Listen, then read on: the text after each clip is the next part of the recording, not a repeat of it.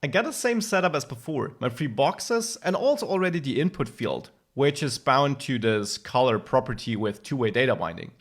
Now I showed you how to use classes, CSS classes, how to attach and detach them, and how to select them both either by having key value pairs with name and condition, or just the name of the class.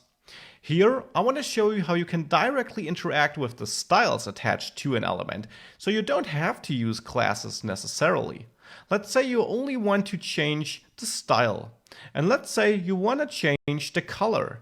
Well, then it is as easy as binding to style, and then, as a JavaScript object, the key is the style you want to bind to, background color. Now note, this will not work, you have to enclose it either in single quotation marks, because the dash is not a valid character in a property name, or remove the single quotation marks, remove the dash, and use camel case syntax, background color, like this. With that, the value then is color, this property. If I now save this, I can change this to green, and you see I can now set it directly like this. And of course, again, the source of this value doesn't matter. I use an input here because it's the easiest for us to edit, but that could also be the result of an asynchronous task, of a calculation, whatever.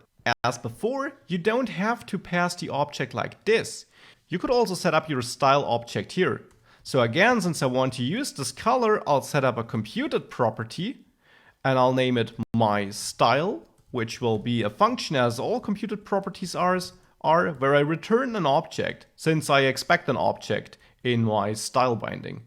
Here I will set background color, camel case, important, bind this to this color, and I also want to be able to input the width, let's say.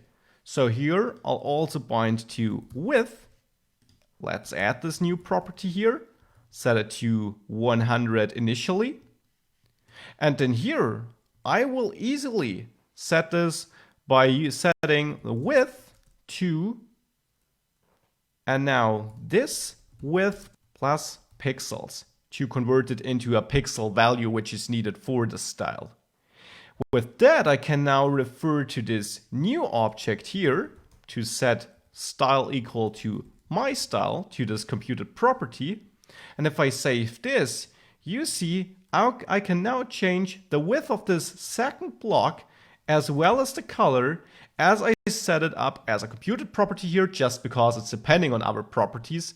And I set it as a new object, which allows me to directly bind to this object here.